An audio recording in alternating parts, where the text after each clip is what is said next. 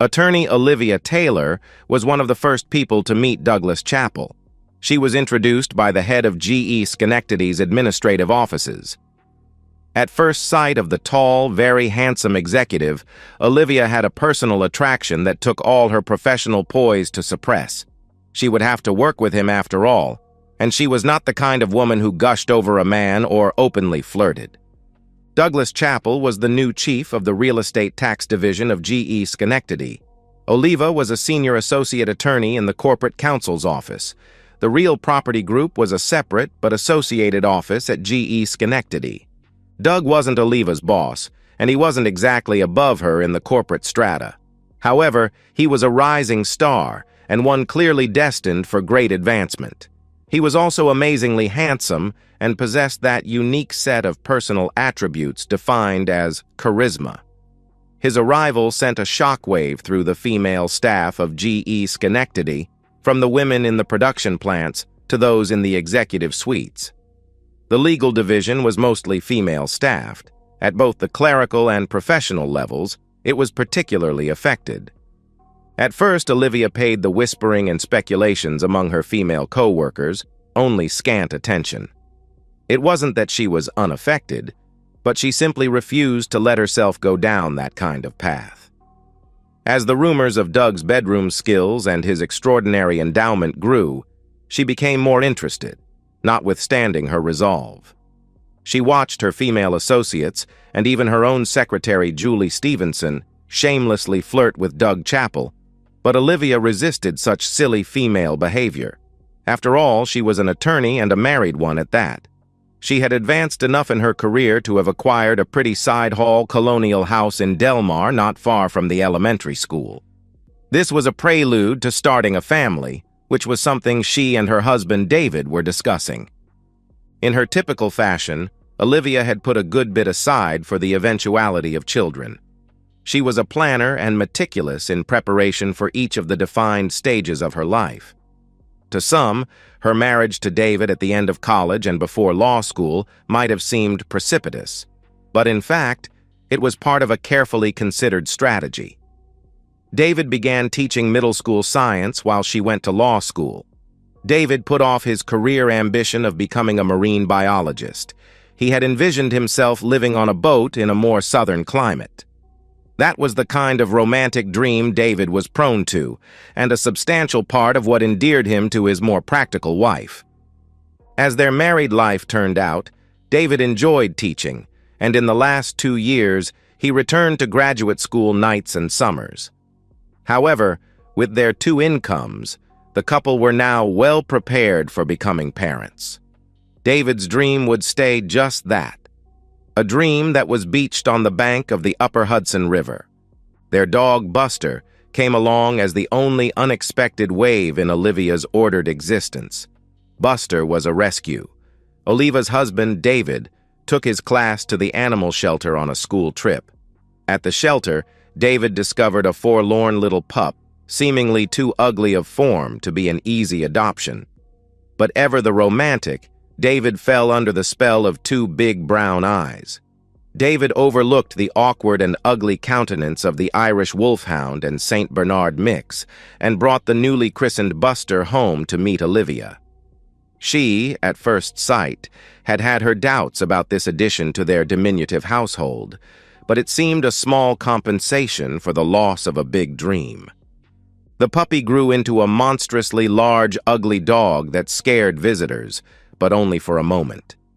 Buster was an affectionate giant whose only threat was that he might lick you to death. Olivia had found herself loving the great beast almost as much as she loved her husband. They were 2 big, lovable creatures who looked odd and fierce, but were loving and beautiful within. Olivia had a house, a dog, and a happy, contented marriage with the promise of children to come. Or at least she did, until Doug Chappell began his move on her. She was exactly his type, a pretty girl maturing into a more beautiful woman. She hadn't yet lost the shyness and trepidation of her youth, and still had that visage of innocence so appealing in a young bride. But most of all, she was holding herself away from him. To a man who enjoyed easy success with women, the ones he had to work for were always more desirable. Entering Olivia's office one afternoon, Doug said, "We need to do something about these triple net leases in the town of Colony." He moved around Olivia's desk until he was standing all but touching her. He had one arm over the back of her desk chair and the other pointing to the spreadsheet he had laid out on her desktop. GE Real Property Division had a substantial history of success fighting real property taxes. However, the town of Colony was a formidable opponent. The town had significant commercial expansion dating back to the 1960s and had developed a vigorous defense of its assessments. "What do you propose?" Olivia queried Doug. She had turned in her chair as she said this, and it put her virtually between his arms. She was close enough to feel the heat of his body, and she felt his almost magnetic pull. "I thought since, under the leases, we have the rights of the owners assigned to us that we file in rem proceeding on the property assessments." "All of them?" she asked. He looked her straight in the eyes as he responded, "Yes, all of them. I never like leaving anything unfinished." She could feel that he was talking about more than the leases, and it set off an excitement within her that was exhilarating and frightening at the same time. "That's a big undertaking. You will find there is a strong defense." "I find that a robust offense can always overcome the defense." Oliva began working on the tax cases with Doug. He hired independent appraisers and did the initial tax protests, and Oliva began to prepare the in rem petitions. In rem was Latin for "in the thing," which, in these cases, was the real property. There is no action against a defendant, only a request that the court review the assessment. The town stood by its assessments, which were nearly all the standard 150% of value instead of the actual value the law required. Still, Oliva was required to do a lot of work preparing these cases for trial. Doug kept the work under his personal supervision, and that required him to have a lot of contact with Olivia. He wasn't kidding about putting forward a significant offense both in the tax cases and against Olivia's resistance to his sexual advances. She fought hard, even though she wanted nothing more than to capitulate at his first advance. She was a normal woman with all the desires a woman can have, but adding to her problem was her own inexperience. Olivia had known no man sexually except her husband. He was her first, as she was his. In her plans, they would remain faithful to each other until death did them apart. But she couldn't help wondering what another man would be like. She had no doubt that Doug was extraordinary in bed. There were several women in her own office who had allegedly warmed his sheets, including Olivia's secretary, Julie, who had a 2-month affair with Doug. Julie actually bragged about her experiences with Doug and ended the liaison only when her husband became suspicious. Julie's husband was not the type to tolerate or understand. Olivia wasn't Julie, and although Olivia's husband, David, was not the jealous type, his trust and unconditional love made it more difficult for Olivia to betray him. She was no cheater. Olivia would not go behind her husband's back, but Doug was hard to resist, and deep inside, she knew she didn't want to resist. It was not like David was a slouch in the bedroom, but he was ordinary. Above average height, below average looks, and averagely endowed where it counted. If you judged men by their character, David was a prince. He was certainly Olivia's prince, and she had known that from their first meeting sitting next to each other in freshman biology. They just clicked on so many levels. She did love David, but there was something about Doug that made him irresistible. True to his word, Doug put on a determined offense. He flirted shamelessly. He complimented her hair, shoes, her dress, and any little bit of jewelry or flash that she wore. If she were being honest with herself, Oliva would have recognized that, almost from Doug's first appearance at the GE offices, she had been dressing differently. She stopped wearing pants to work. Her pinstriped lawyer's suit jackets topped matching skirts that got tighter and shorter with the change of each season. Everything about Oliva began to change, from the way she wore her hair and her scent to the lacy tops of the stockings that replaced her pantyhose. On the outside, Olivia, The tight-laced lawyer resisted, but the sensual woman within was pushing to get out. Doug Chappell knew how to cut a woman's laces. He suggested a working lunch, but off campus where they could work without being disturbed. A drink after work came soon after the lunch. "Just one," he said. "You've earned it." A drink would lead to a late return home. At first, David was waiting with Buster, but as summer passed into fall, David was often gone. Working on his boat, he said. The first summer teaching, he had acquired a little sunfish and learned to sail on Lake George. Eventually, David went to work summers at the Albany Yacht Club, earning little more than minimum wage. Oliva figured it kept some portion of his dreams alive. It added to the funds they were setting aside to start a family, a kind of baby fund. Oliva couldn't object that David was gone when she was so often late, but Buster was always there to greet her with a quizzical look, or was it an accusatory look? If Buster knew her inner conflict and how dangerously she was walking toward the edge, he couldn't say. If David suspected, he was pretending not to notice. Things were clearly building towards a crescendo when the long New York winter set in with an October ice storm. David had been having what he would describe as an off day. It wasn't that he hated teaching. In fact, he enjoyed the challenge. It is a far more difficult profession than people realize. There is a tremendous amount of politics with a small p. You have to listen to the nonsense that the school administrators give you and then figure out how to do the job despite them. You have to deal with the machinations of your fellow teachers, listen to their complaints, and avoid getting involved in their personal lives and professional resentments.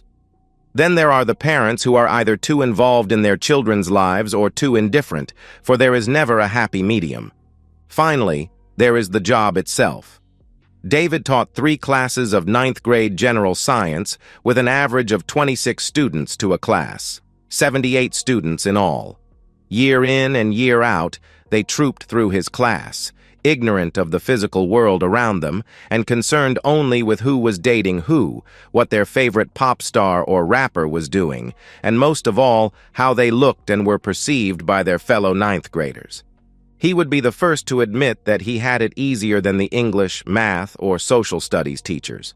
Science was a subject that could grab a student's attention, particularly if you caused a small explosion at the start of class.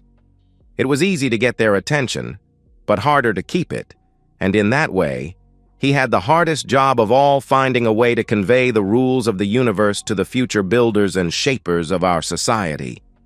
He realized how dangerous for society an ignorance of science could be.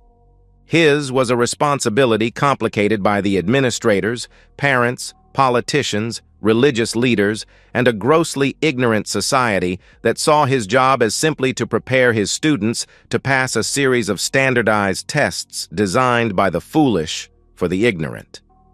David had a job you could easily hate, but which he had come to embrace.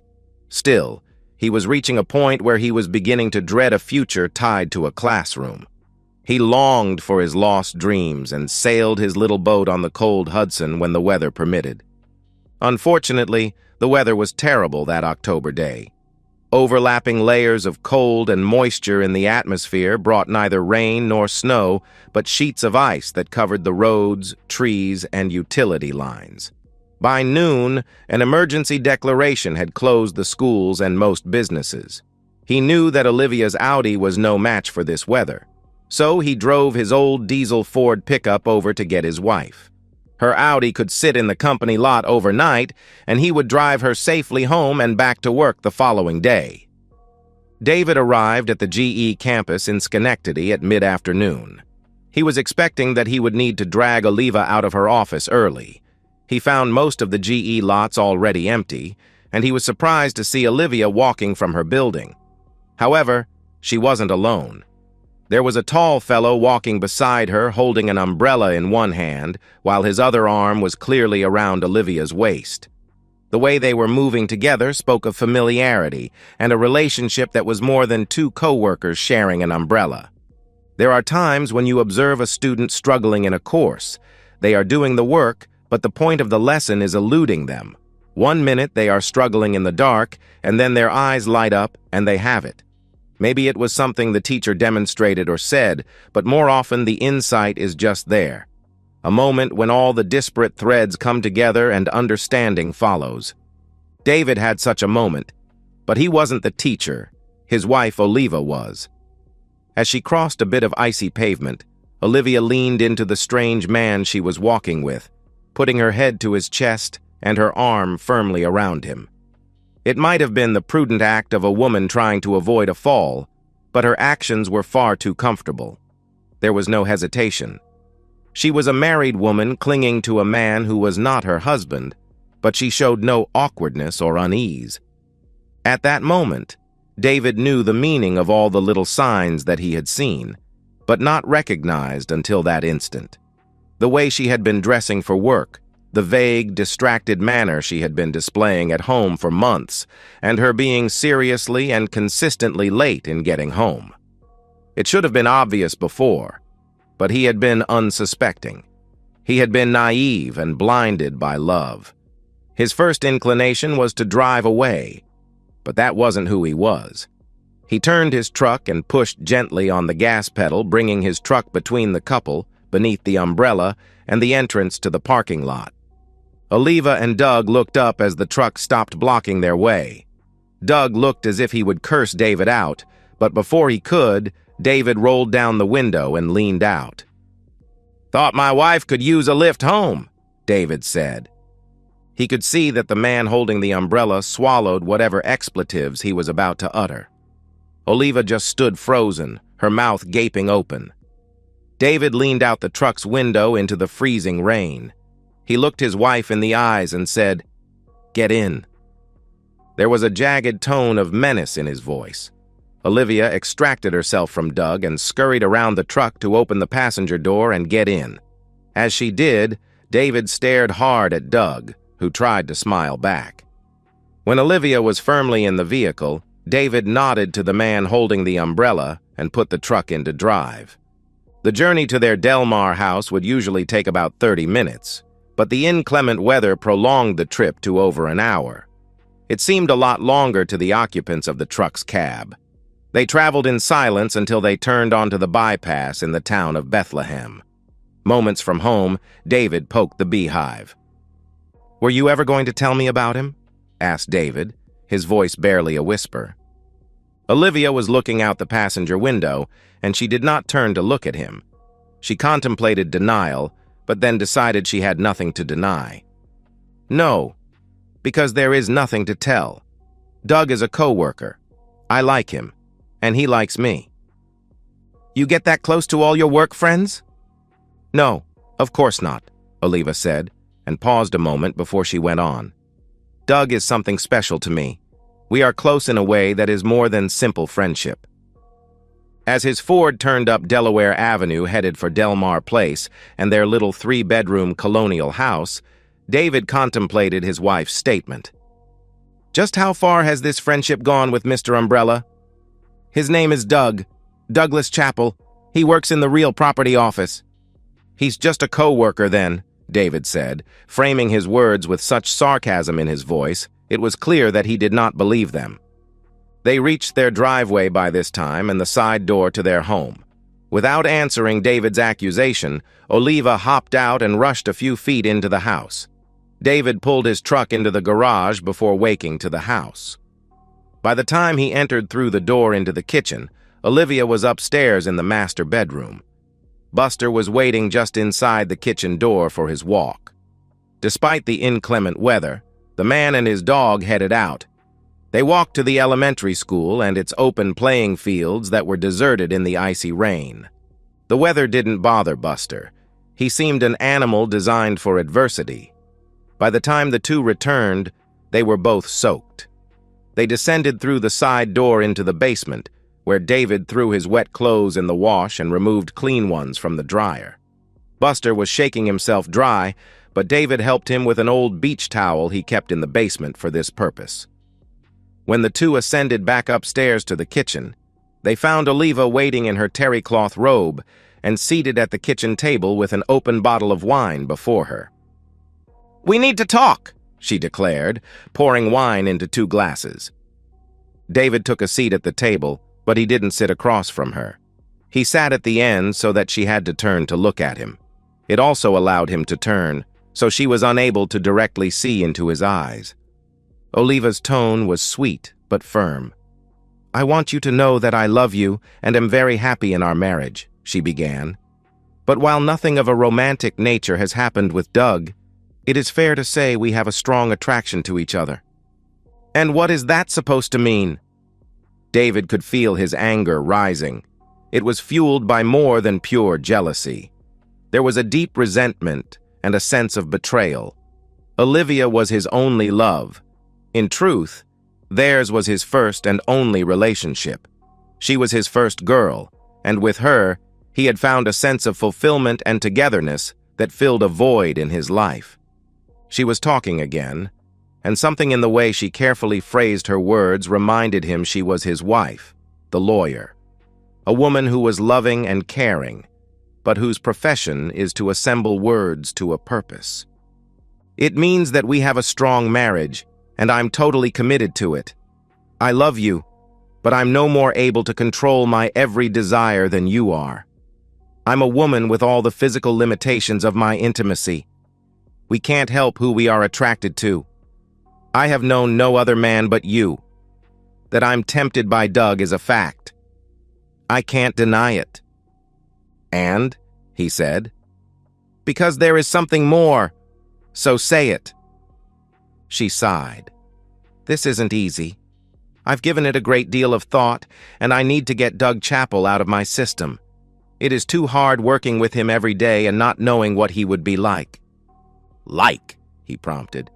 "You're the only man I've ever been to bed with. He is supposed to be spectacular. I can't help being curious, and he's let me know that he wants me. Yet I haven't even kissed him, and I won't, unless—" She let that last word hang in the air, but David had turned away while she was speaking, and with her last word, he rose and said, "Buster needs feeding." Olivia let the matter drop. She was caught between the love she had for her husband and the desire she had as a woman. It had been 3 weeks since the ice storm. The climate had changed, and it was an unusually warm November.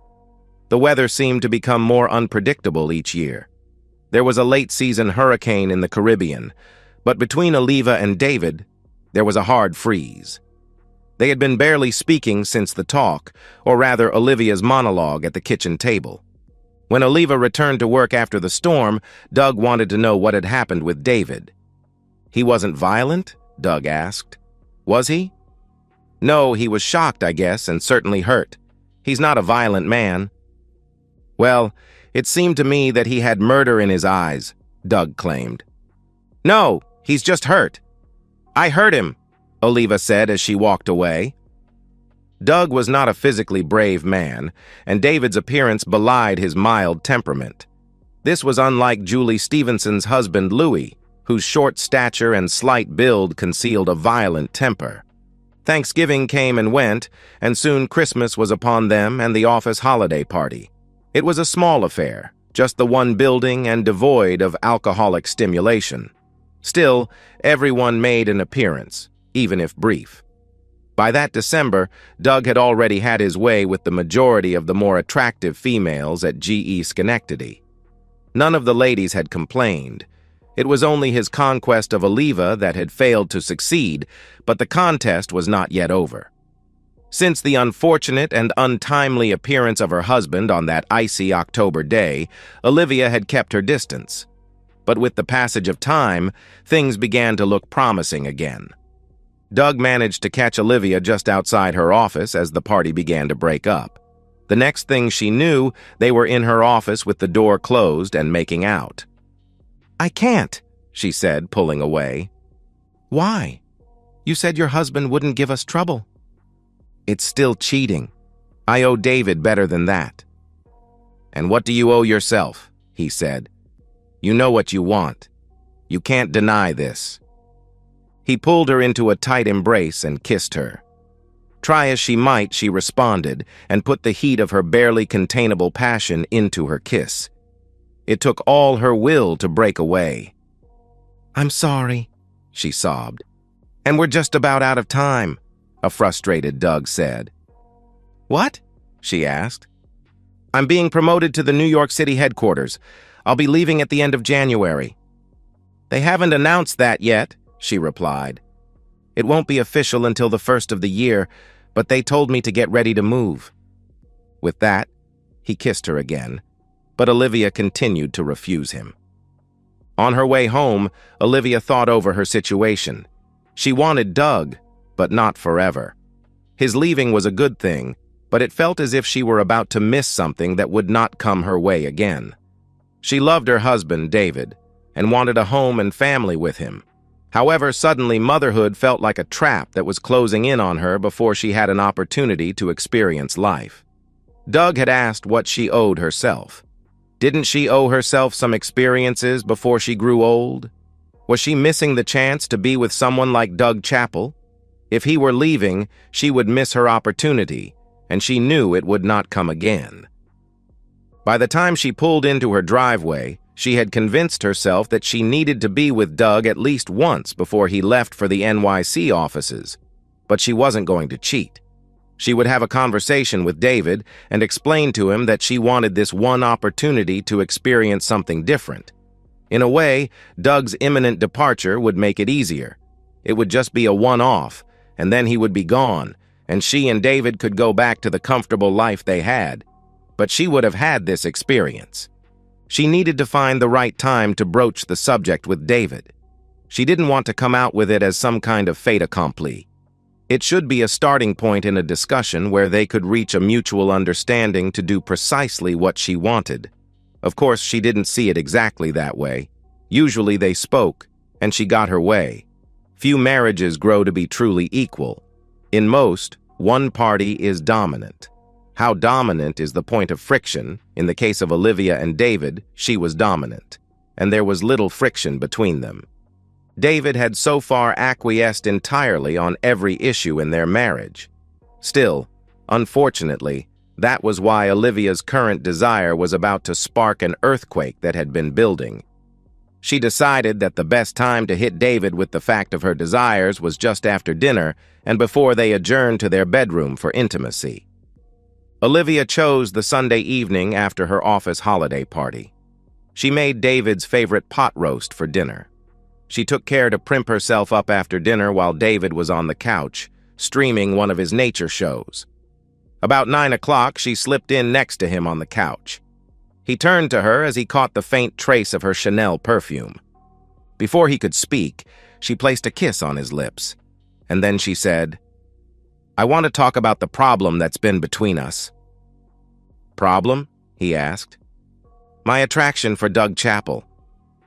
"This Doug would be Mr. Umbrella?" he asked. "Yes, the man in the parking lot," she said. "I'm attracted to him."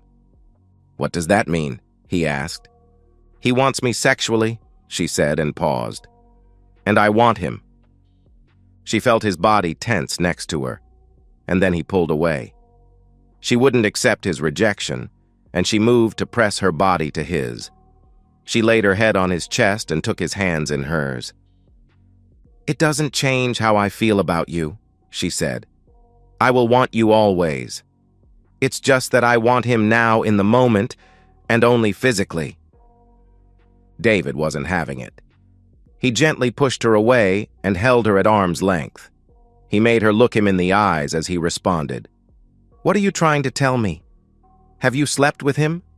Because this is not what a wife says to her husband unless she is confessing something." She smiled and looked back into his eyes. "I would never sleep with him," she began, "without telling you first." "So, you're telling me?" he questioned. "I'm telling you I want to have this fling before we have kids. We've set aside enough to start a family, but we've hesitated. We've been waiting. I've been waiting, and now I know why." "And that is?" he asked. "I've never been with another man. I never knew what that was like. I was too controlled when I was younger. I never experienced life.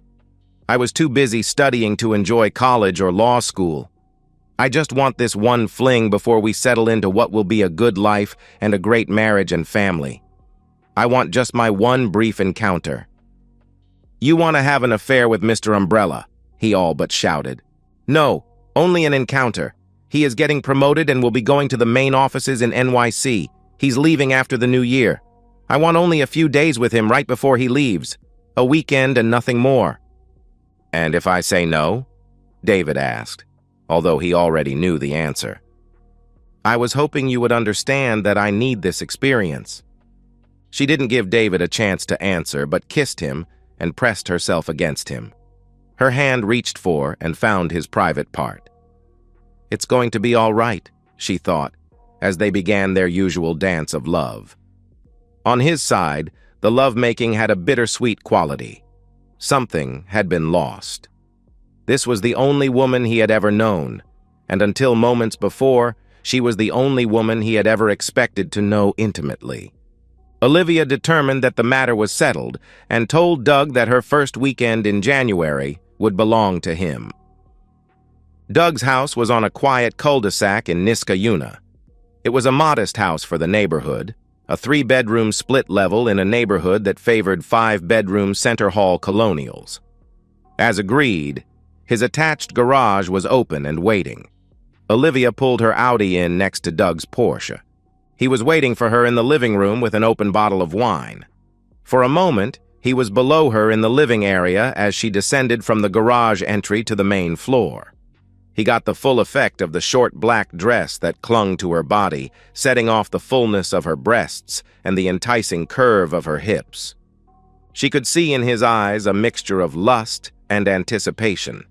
It was so different from the look her husband had given her as she left him only 20 minutes before. David's eyes had been sad. There was a pain there she would have taken away if she could, but this, as she told him, was a one-time thing, and then she would be his forever. They would have children together. Their marriage would be secure because of a love that could survive a little fling. Theirs would be proven a strong marriage. She told her husband this because she genuinely believed it. What she was about to do was an adventure and nothing more. She meant it to strengthen their marriage and, hopefully, her love for her husband. Something in her believed she already had. Her body tingled with anticipation from the tips of her fingers to the soles of her feet. Her brain buzzed with the excitement she felt. Their bodies moved together as if drawn by an invisible force and met in an embrace in the center of his living room. Doug kissed her as his arms enfolded her, but he drew away and said, "1 glass of wine, and then we need to go to dinner. I have tickets for the band visit at Proctor's Musical Hall." Doug knew how to appreciate his prize, to wine her and dine her and show her a good time. He relished his triumph and assured himself that he gave as good as he took. "I'm completely in your hands this weekend," Olivia assured him.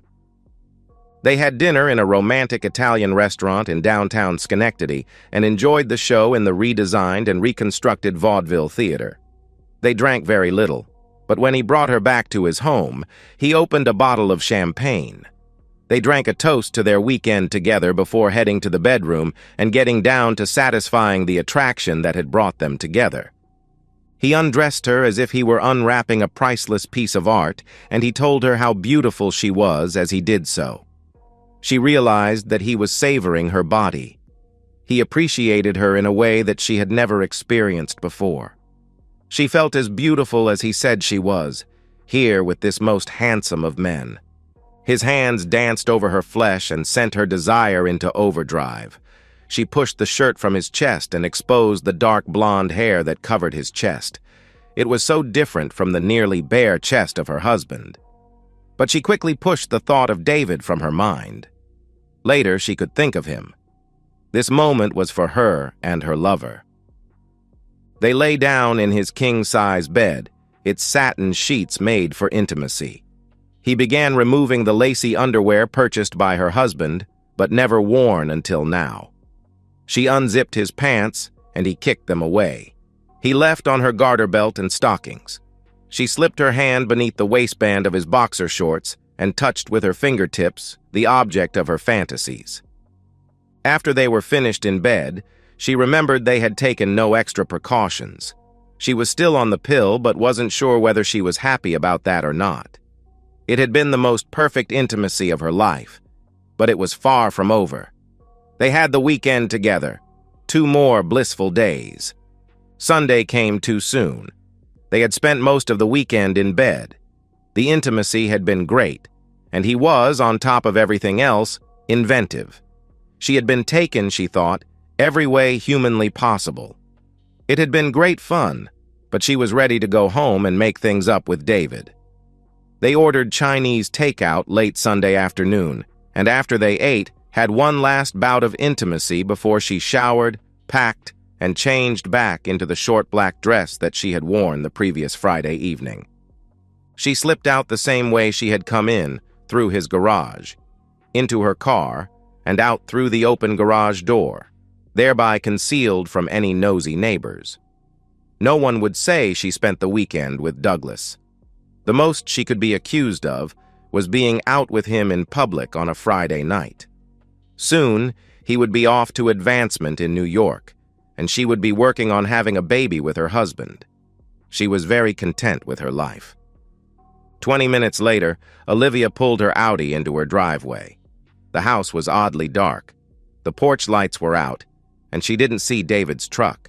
She assumed David had moved his truck into the garage.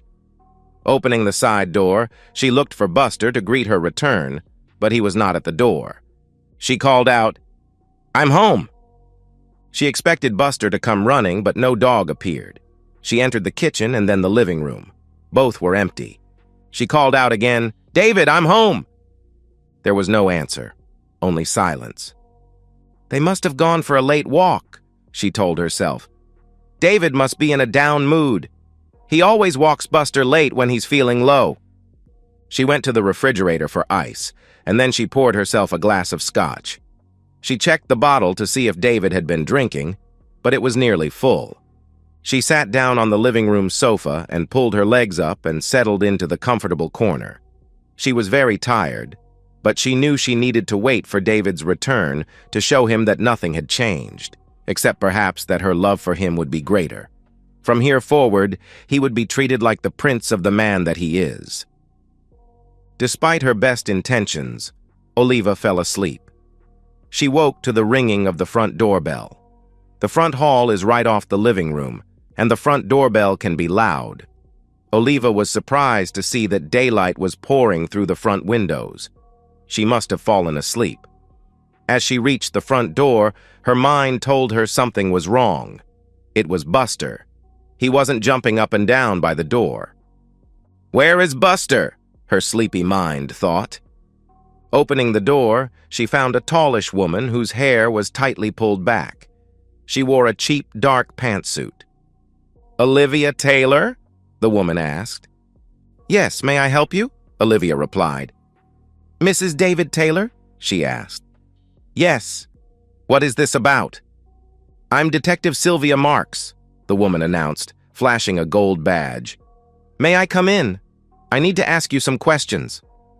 Olivia instinctively stepped back to allow the detective to enter, but then it hit her. "Oh no!" Olivia exclaimed. "Did something happen to David?" Detective Marks proceeded into the living room where she turned and gave Olivia a head-to-toe look-over. Olivia was still wearing the clothes she had returned home in the previous evening, the short black dress she had worn to dinner with Doug. Oliva realized how inappropriate her dress was for the early morning and felt exposed and embarrassed. "Not that I'm aware of," the detective replied. "I'm here about Douglas Chappell." "Doug? I mean, Mr. Chappell, what about him?" she asked. Olivia felt very exposed and confused, which apparently was what the detective desired. "He was attacked last night as he put his trash out in front of his home," the detective began as she pulled a small notepad from her pocket. "He claims to have been jumped by a man wearing a ski mask and wielding a small club." "Oh my God, you're here because you suspect David?" Olivia asked. "Actually, no," Detective Marks said with a bit of a smile that she could not suppress. The corners of her mouth turned up as she said, "David Taylor has been eliminated as a suspect, although I will admit in the circumstances he was our first thought. particularly since Mr. Chappell was so quick to tell us he had spent the weekend with you." Detective Marks's smile had turned into a bit of a smirk. Olivia felt sick and went to sit down on the couch, but ended up all but collapsing into it. Detective Marks followed suit and sat down on the edge of a wingback chair facing Olivia. "You said my husband was not a suspect?" Olivia asked, her voice trembling a bit. "No. The manager and staff of the Albany Yacht Club say he launched his boat, the Amor, into the river yesterday afternoon and sailed south. Considering the time of year, they thought it best to keep track of him by his VHF radio, and they can place him in the Hudson around Poughkeepsie at the time of the attack." "Boat?" Olivia asked, having begun to regain some of her professional composure. "He took his little sailboat out on the river in January?" Olivia finished incredulously. Detective Marks referred to her notebook. Flipping a page, she said, "A 38-foot Catalina, according to the yacht club manager. Apparently he purchased it in December and had been getting it ready this last month. They say he is fortunate there is so little ice on the river this winter. They believe he is headed south." Olivia jumped up and ran up the stairs. Everything in the master bedroom looked to be in its place until she looked further and realized that some of David's possessions were missing. Little had been taken from his closet, which was filled with his work clothing, but his dresser drawers were all but empty. However, it was on her dresser that she found his note, or rather a greeting card nicely sealed in an envelope. The card's outside face read, "How can I tell you how sorry I am?" Inside there was a little text poem, but she merely glanced at this because he had left her a handwritten note. "Dear Olivia, I've accepted a job in Florida with a small marine research institute. It's just an entry-level position, but it's a start. I'm sorry to leave like this, but I couldn't stay in this marriage any longer, and I think you were right when you said, we should experience life before we truly settle down. I will miss you, but I'm not sure I love you any longer. I've taken the money set aside in our baby fund and bought a boat that I can sail south and live on when I get to Florida. Do what you want about the house and a divorce. Hope you're not mad and that things work out with that umbrella guy. Goodbye. David." Detective Marks heard Olivia's anguished cry and came upstairs to investigate. Finding Olivia crumpled to her knees on the bedroom floor, she helped the woman up and to a seat on the bed. Sylvia felt a little guilty as she settled Olivia down and asked if she could get the grieving woman a drink. Sylvia was not altogether fond of attorneys. In addition, Sylvia had lost her own husband to another woman and was less than sympathetic to someone stepping out on their spouse. However, now she was reacting as one deserted woman to another. "Let me make you some tea," Sylvia offered. No, I'll be fine," Olivia replied. "Let's go back to the living room and I will answer your questions. I really have only one. Whether you observed Louis Stevenson at any time during these last few days that you spent with Mr. Chappell." "You mean my secretary Julie's husband?" "Yes," the detective replied, "but I've never met him. I have no idea what he looks like." "I have a picture of him," the detective said, and handed Olivia what was clearly a mugshot of a rough-looking man.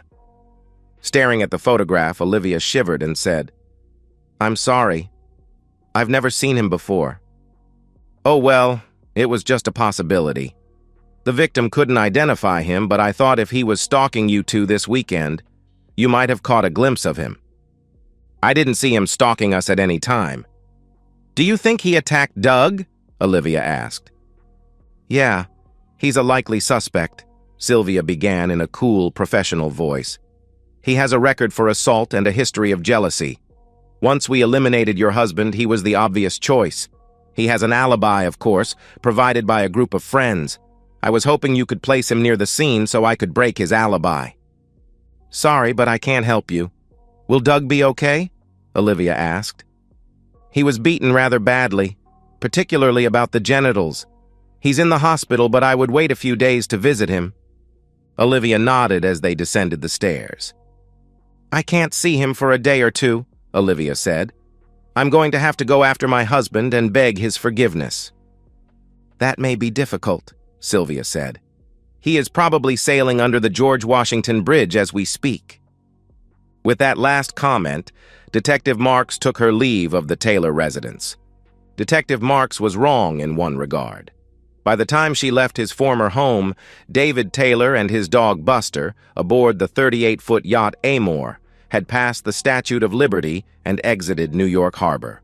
Then, David made a starboard turn to head south by southeast and put New York on his stern and his marriage in his past. And that's the end of today's story. If you enjoyed it, please give this video a thumbs up and drop a comment below. Your support helps the algorithm push my content further. If you're new to the channel, don't forget to hit that subscribe button. It really helps me keep creating more stories for you. Thanks for watching, and I'll see you in the next one.